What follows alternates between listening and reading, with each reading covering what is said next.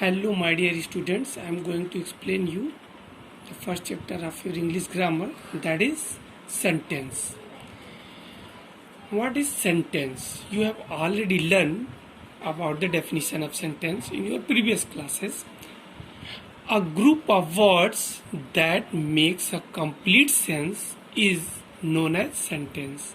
Means words का एक ऐसा ग्रुप जिसकी जो है एक कंप्लीट सेंस निकलती हो, कोई मीनिंग निकलती हो, ऐसा नहीं हो, यानी कि इसका एक ऑर्डर हो, सही एक डिफिनिट ऑर्डर में वर्ड्स को रखा गया हो जिससे कोई सेंस निकले। जैसे यहाँ पे दिया गया राम गोज टू विलेज, यहाँ पे राम जो है सब्जेक्ट, यहाँ पे गो जो है वर्ब, ईएस लगा गया ऑक्सिलरी वर्ब, फिर टू जो है ये प्रीपोजिशन का यूज किया गया, उसके बाद विलेज ये ऑब्जेक्ट के रूप में यूज हुआ है। तो ये चीजें जो है एक ऑर्डर में है और एक रूल के तहत है। तो ये जो है एक सेंटेंस है कि राम घर जाता है। यहाँ पे भी another example is also students are making noise, यानी स्टूडेंट्स जो है वो शोर मचाते हैं। अब नेक्स्ट चीज ये आती है कि how do we recognise the sentence, हम सेंटेंस को कैसे पहचानेंगे। तो sentence always start with capital letter, यानी कि हमें ये ध्यान रखना है जब भी कोई चीज लिखी हुई हो अगर फर्स्ट लेटर कैपिटल है तो इट में भी सेंटेंस हो सकता है, क्योंकि सेंटेंस जो कैपिटल लेटर से शुरू होता है। And ends with full stop, उसके बाद क्वेश्चन मार्क या फिर एक्सक्लेमेशन साइन, यानी कि ये फुल स्टॉप पे खत्म होगा या क्वेश्चन मार्क या फिर साइन ऑफ एक्सक्लेमेशन। यहाँ पे देखिए आपको फुल स्टॉप का है, ये क्वेश्चन मार्क है और ये जो हमारा वो एक्सक्लेमेशन साइन है। तो ये हो गया। अगली चीज क्या है कि सेंटेंस के बारे में सबसे जरूरी चीज क्या है, important about sentence, a sentence has a verb, यानी सेंटेंस में वर्ब जरूर होगी। Without verb it can not be possible to be a sentence, एक सेंटेंस फॉर्म करना जो है पॉसिबल नहीं है, यानी कि होगा ही नहीं। अच्छा, दूसरी चीज कि ये बता दिया हमने पहले ही कि जो है ये अरेंज्ड होते हैं एक प्रॉपर ऑर्डर में।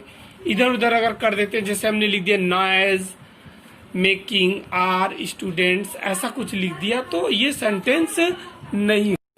Now let we know the part of sentence.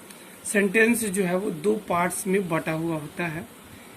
First part जो होता है वो होता है subject and the second one is predicate. तो सब्जेक्ट और प्रेडिकेट, अब इसमें और भी बहुत सी चीजें होती है जैसे डिटर्मिनर, क्वालिफायर, उसके बाद एडजेक्टिव कंजंक्शन, प्रीपोजिशन, उसके बाद एडजेक्टिवल फ्रेज वगैरह, ये सब चीजें होती हैं। तो वो जहाँ पे जैसी सिचुएशन होगी उसी के अनुसार आपको उसके बारे में बताया जाएगा। अब यहाँ पे सब्जेक्ट मेन चीज क्या है वो बता दिया जाए। In the sentence about home something is said, जिसके बारे में कुछ बताया गया हो, दैट इज सब्जेक्ट। वो पार्ट जो है सब्जेक्ट कहलाता है। जैसे यहाँ पे जो लिखा गया the players are playing in the ground, means players के बारे में बताया जा रहा है, तो ये जो पार्ट होगा हमारा द प्लेयर्स, ये जो हमारा सब्जेक्ट का पार्ट होगा।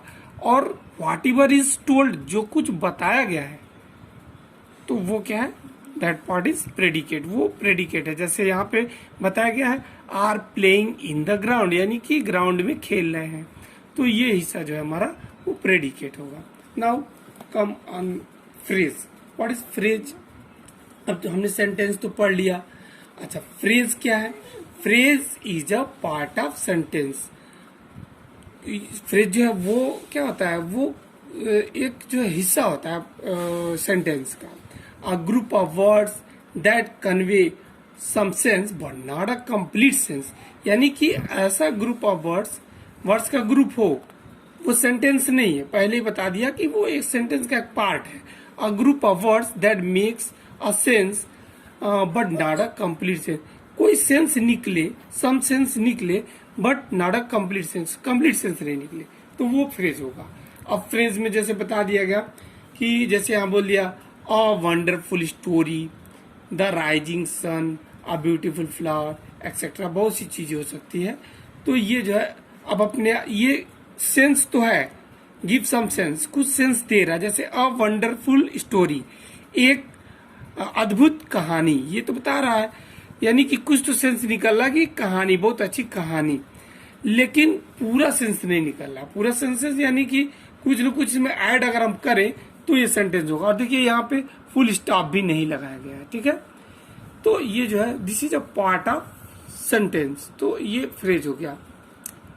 माई ग्रैंड मदर, अब इसको हम कंप्लीट अगर करते हैं, जैसे my grand mother told me a wonderful story. अब यहाँ पे हम फुल स्टॉप लगा रहे हैं, ये एम कैपिटल से शुरू कर रहे हैं, तो ये एक सेंटेंस होगा। और दिस ये जो हमारा पार्ट है, दिस पार्ट इज फ्रेज, इसको हम फ्रेज कहेंगे। अब फ्रेज जो है अभी किस तरीके से, देखिए द राइजिंग सन, अब इसको अगर कहना हो तो आप कह सकते हैं, एक जो है पुरानी कहावत है, the opportunist never hesitate to worship the rising sun.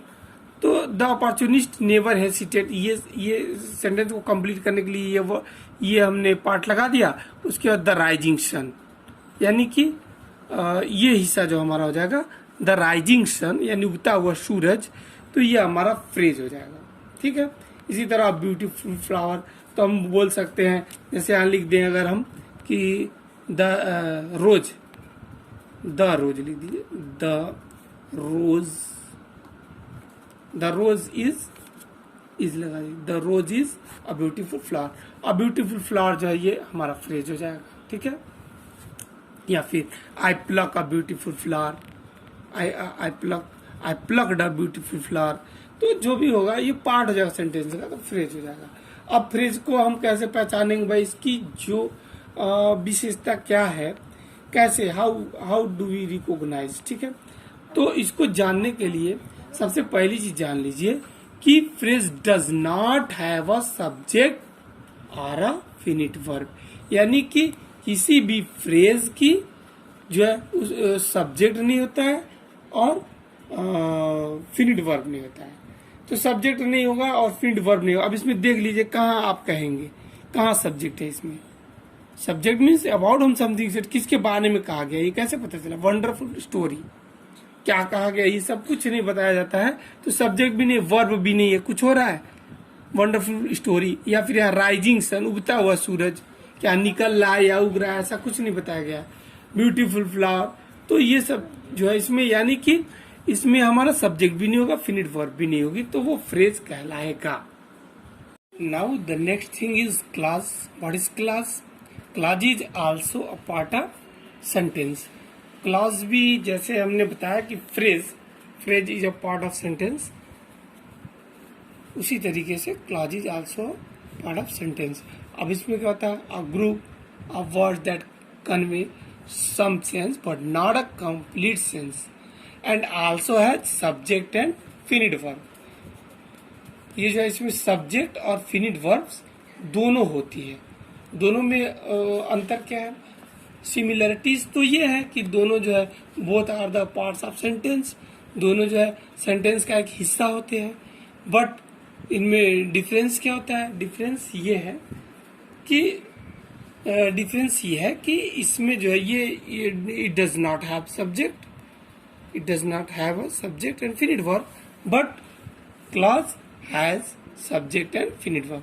Clause जो है, क्लॉज में जो है फिनिट वर्ब और सब्जेक्ट दोनों होते हैं। अब देखिए समझते कैसे। जैसे here is an example, we could not celebrate the function because it was raining. अब यहाँ पे ये पूरा तो हमारा सेंटेंस है क्योंकि ये कैपिटल लेटर से शुरू हुआ है, यहाँ पे फुल स्टॉप पे फिनिश हुआ है। वी कुड नॉट सेलिब्रेट, हम सेलिब्रेट नहीं कर सके। ये अपने आप में आप देख रहे हैं कि यहाँ पे वी जो सब्जेक्ट है और सेलिब्रेट जो है वो वर्ब है, यानी कि वर्ब और सब्जेक्ट दोनों है हमारे पास। यहाँ पे भी ये एक पार्ट है, इसको भी हम देख रहे हैं, इट वॉज रैनिंग। अब यहाँ पे सब्जेक्ट जो हिडन है और रैनिंग यानी बारिश हो रही है, यहाँ पे हमारे पास वर्ब भी है। तो ये दोनों चीजें देख रहे हैं हम कि हमारे पास है। तो ये दोनों अगर इनमें फिनिट वर्ब और सब्जेक्ट है तो इसका मतलब कि क्या है? It is clause. अब क्लॉज जो है अक्सर हमें देखने को मिलता है कि एक सेंटेंस में दो क्लॉज होते हैं। तो एक को हम कह सकते हैं कि प्रिंसिपल क्लॉज और एक को बोलते हैं सबऑर्डिनेटिंग क्लॉज। यानी कि प्रिंसिपल क्लॉज जो होता है उसको मेन क्लॉज हमारा होता है, और जो सब ऑर्डिनेटिंग क्लॉज है यानी कि एक होता है डिपेंडेंट और एक होता है इंडिपेंडेंट। यानी डिपेंडेंट जो है वो हमारा प्राइमरी है और सब ऑर्डिनेटिंग जो है वो हमारा डिपेंडेंट क्लॉज है। अब इसको हम समझते हैं कि कैसे। जैसे we could not celebrate the function because it was raining. तो जो डिपेंड होता है, ठीक है, जो डिपेंड होता है दूसरे क्लॉज पे वो डिपेंडेंट क्लॉज होता है। जैसे ये वाला, ये जो पार्ट है, इट वॉज रेनिंग, क्योंकि बारिश हो रही थी, ठीक है। ये आपको अब यहाँ पे वी कुड नॉट सेलिब्रेट, हम सेलिब्रेट नहीं कर पाए। अगर इतना ये पार्ट हम बोल देते हैं तो हमें और कुछ बताने की जरूरत नहीं है। लेकिन अगर ये पार्ट हम बोलते हैं इट वॉज रेनिंग, बारिश नहीं sorry because it was raining, यहाँ से बोलेंगे बिकॉज इट वॉज रेनिंग, क्योंकि बारिश हो रही, तो कोई भी पूछेगा कि भाई इसका क्या कारण है, एक और चीज होगी जो जिसके ऊपर ये डिपेंड कर रहा है, तो डिपेंड इस पे कर रहा है, तो इसको हम कहेंगे, ये वाला जो पार्ट होगा ये हमारा क्लॉज होगा, ये डिपेंडेंट क्लॉज होगा।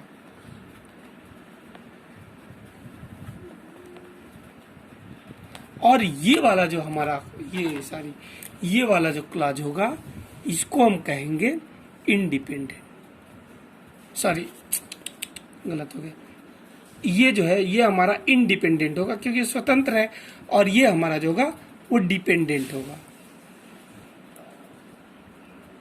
क्योंकि ये जो है इस क्लॉज पे निर्भर करता है, ये डिपेंड करता है।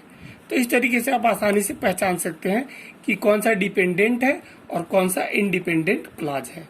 ये जो स्टूडेंट्स अक्सर इसमें कंफ्यूज होते हैं, लेकिन आप ये जान लीजिए कि आप अगर इसको पढ़ते रीड करते हैं तो अपने मन से सेंस लगाइए कि ये डिपेंड कर रहा है कि नहीं। अगर डिपेंड कर रहा है तो डिपेंडेंट होगा। दोनों क्लास को पहले अंडरलाइन कर लीजिए, फिर आप जो है क्वेश्चन करिए कि कौन किस पे डिपेंड करता है, ठीक है। अब यहाँ पे एक और एग्जाम्पल हम देख सकते हैं। Since we were hungry we stopped at a dhaba on the way, ठीक है।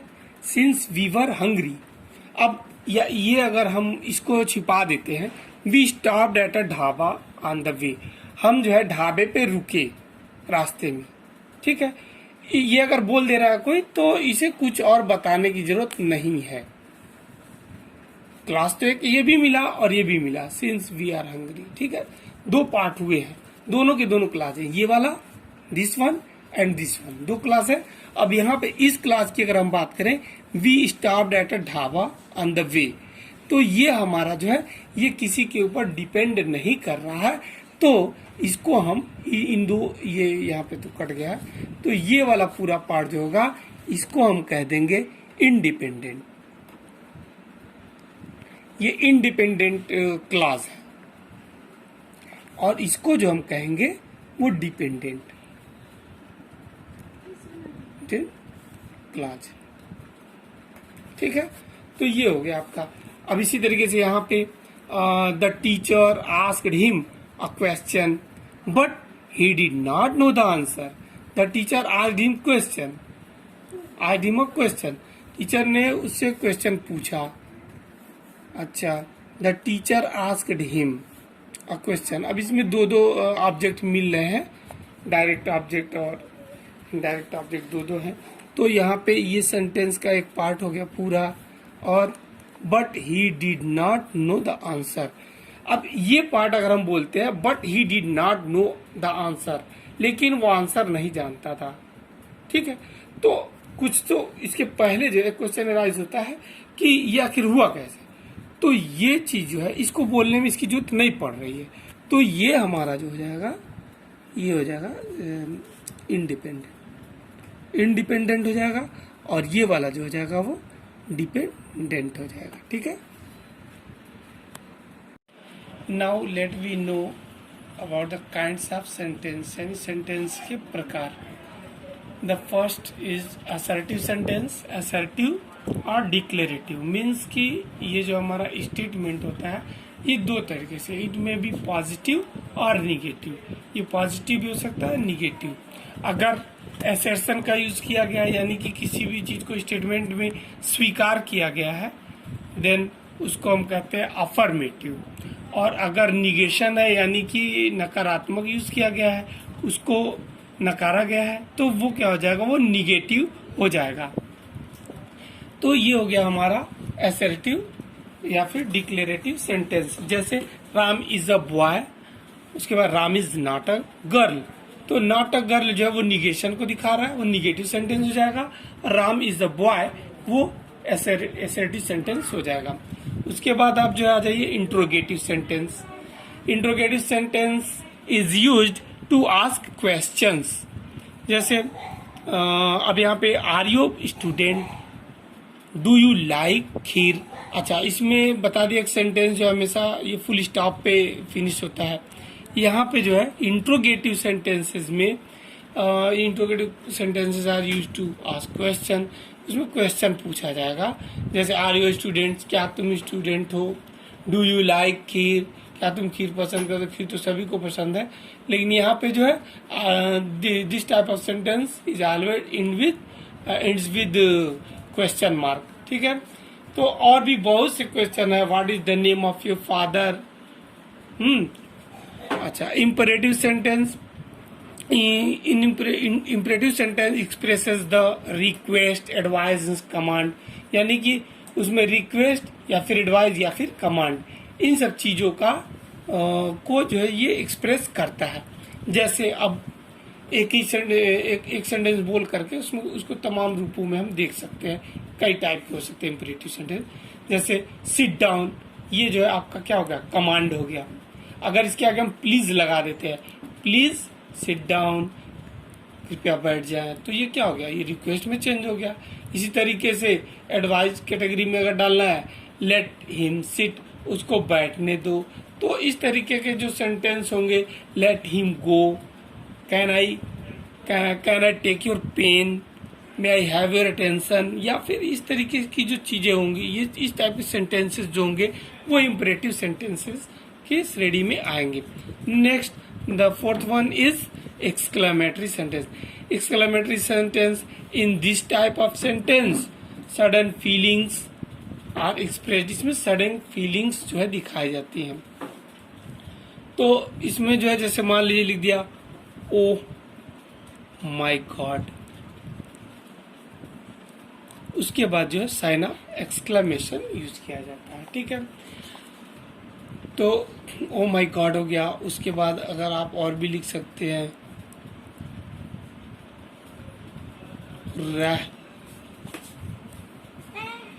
We have won the match, इस तरीके का। ठीक है, तो ये जो है आपका सडन फीलिंग्स या एक्सप्रेशंस को दिखाने के लिए जो है हमारा एक्सक्लेमेटरी सेंटेंस यूज किया जाता है। That's all. अब नेक्स्ट चीज जो है हमारी क्वेश्चन टैग है। क्वेश्चन टैग यूज तो सभी लोग करते हैं, लेकिन कई बार जो है इसको स्टूडेंट्स जो है गलत तरीके से भी यूज कर देते हैं। तो क्वेश्चन टैग जो है, question tag, what is question tag? Short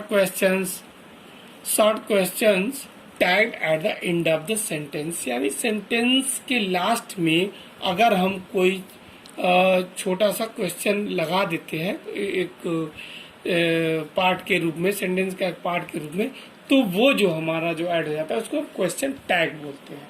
tag means उसको जोड़ दिया जाता है। जैसे आर यू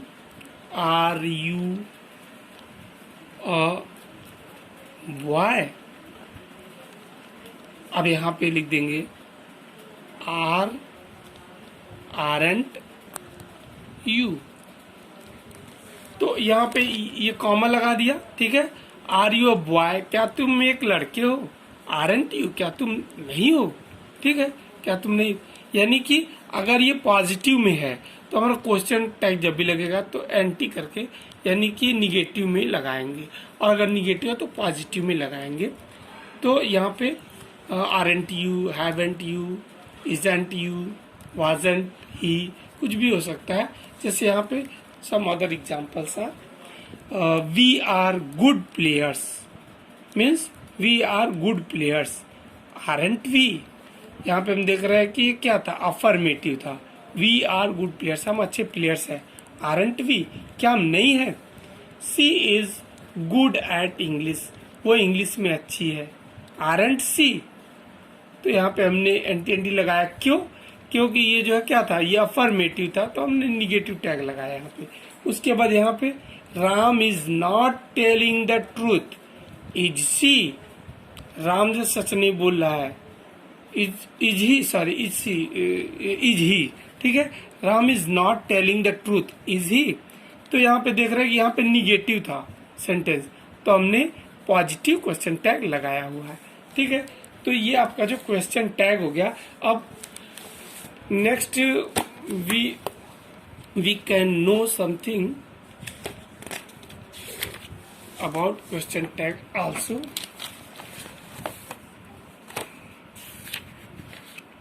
अब कुछ चीजें आपको बता रहे हैं, जैसे आई एम के साथ अगर हम यूज करते हैं तो question tag for I am is aren't I, यानी कि अगर हम कहीं पे लिख रहे हैं आई एम, तो ऐसा नहीं है कि हम जैसे लिखा हुआ आई एम राइट, तो अगर हमें जानकारी नहीं है तो हम क्या लिख देंगे, आई एम राइट, एम आई। आमतौर पे जो कॉमन मिस्टेक है वो ऐसे लोग कर देते, am I am right, am I, लेकिन ऐसा नहीं है, ऐसा नहीं करना है, दिस इज रॉन्ग, ऐसा हमें नहीं करना है। इसके लिए आरंट आई, क्या लिखते हैं, ARENT, आरंट आई, ठीक है। तो यानी कि आई एम के लिए क्वेश्चन टैग हम जो है आरंट आई यूज करते हैं। तो यहाँ पे लिखेंगे आई एम राइट लिखा हुआ था, तो लिखेंगे आई एम राइट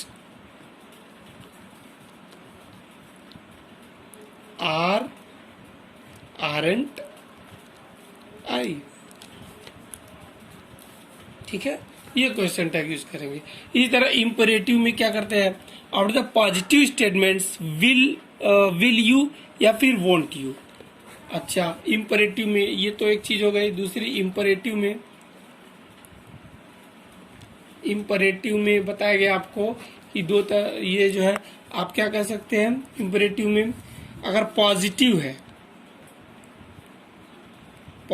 है तो आप जो है क्या लगा सकते हैं, या फिर विल, ठीक है, और या फिर won't,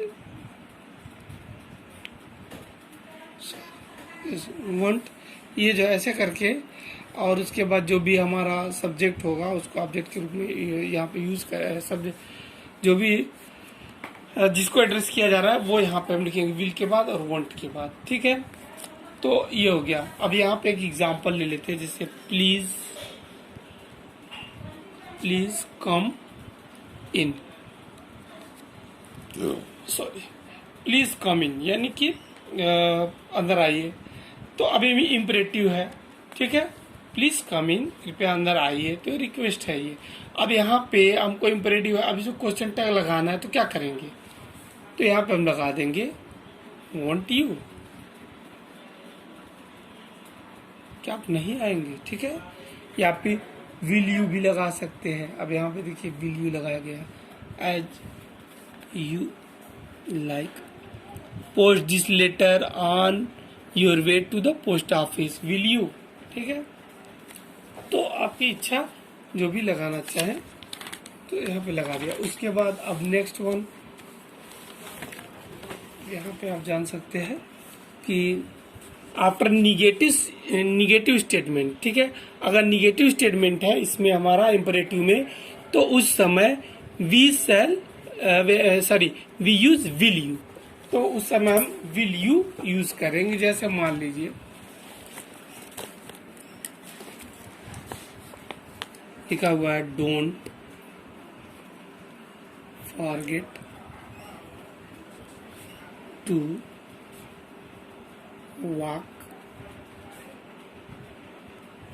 wake me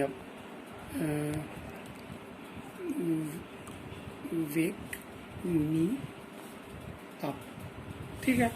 don't forget, मुझे जगाना मत भूलो, ठीक है। क्या तुम ऐसा करोगे, तो यहाँ पे हम ये लगा करके लिखेंगे विल अप, ये हो गया।